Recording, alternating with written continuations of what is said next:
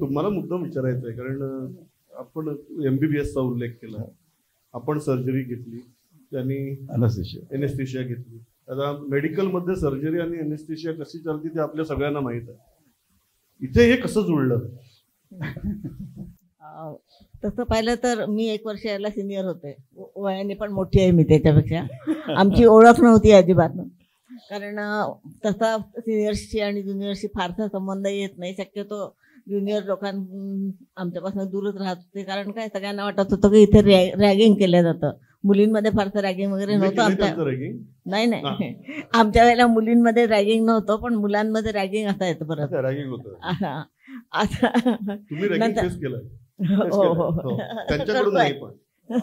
आम्ही लांबच राहतो.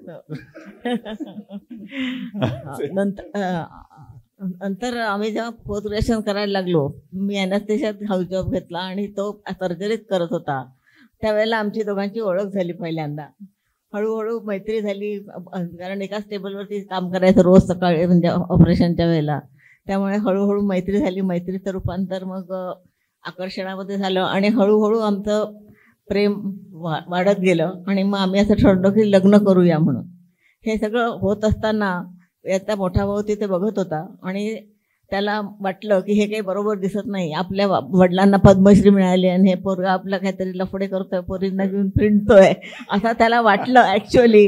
आणि त्यांनी जाऊन मग बाबांकडे तक्रार केली. मग बाबांनी याला विचारलं आणि मग बाबांनी म्हणाले की तुमचं जर ठरलं आहे तर तिला बोलवून घे, आधी तिला आनंद बघू दे, तिचं काय मत आहे ते बघू आणि मग आपण ठरवू काय करायचं ते.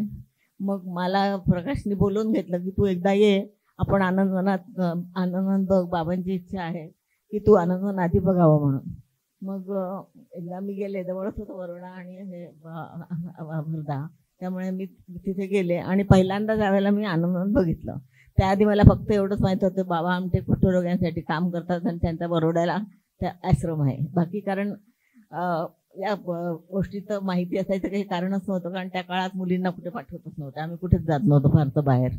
त्या याच्यामध्ये जेव्हा सगळं बघितलं तेव्हा म्हणजे त्यांच्या कामाचं महत्त्व मला पहिल्यांदा कळलं आणि असं वाटलं की काही हरकत नाही, आपण या ठिकाणी काम करू शकू. पण मग प्रकाशने मला सांगितलं होतं की मी इथे काम करणार नाही, कारण तोपर्यंत आनंद चांगलं वेल डेव्हलप झालं होतं. तिथे इलेक्ट्रिसिटी होती, पाण्याची सोय होती, येण्या जाण्याची साधनं होती. कारण काय की तिथे तिथपर्यंत रस्ता अगदी मोकळा होता, नागपूरपासून 100 किलोमीटर होता. तुम्हाला कल्पना आली त्यावेळेला की लग्नानंतर मेडिकल प्रॅक्टिस वगैरे नाही, आता फक्त सेवा करायची, त्याच्याशी तुम्ही कसं जुळवून घेतलं? पहिल्यांदा असं म्हणजे ऍक्च्युअली जेव्हा आम्ही आनंदात पाहिलं तेव्हा मला एवढं काही वाटलं नाही. पण जेव्हा आम्ही हेमलकशाला पहिल्यांदा गेलो त्यावेळेला असं वाटलं की कोणी लोकही येत नाही, आपल्याला त्यांची भाषा समजत नाही, इथे घर नाही राहायला, इथे कशाची सोय नाही आणि मुख्य म्हणजे संपर्क कोणाशी होऊ शकत नाही. जिथे 6 महिने कट ऑफ राहतं अशा जागी आपल्याला राहायचं आहे, त्यावेळेला मनाची खूप म्हणजे तयारी करावी लागते, एवढं खरं आहे. आणि ती आता यांच्या प्रेमामुळे किंवा आपण शब्द दिलाय की आपण तुझ्याबरोबर काम करू म्हणून, तर तो पाळायचा असं ठरवलं. आणि असं वाटलं की या लोकांना जास्ती गरज आहे आपल्या म्हणजे शहरातल्या डॉक्टरांना. शहरात अनेक डॉक्टर्स आहेत की सगळ्या लोकांना मदत मिळू शकते, पण या भागामध्ये दवाखानाच माहीत नाही, लोकांना डॉक्टरची संकल्पनाच नाही. अशा ठिकाणी आपण जाऊन त्यांची सेवा केली तर त्यांना जास्तीत त्याचा फायदा होईल असं वाटलं.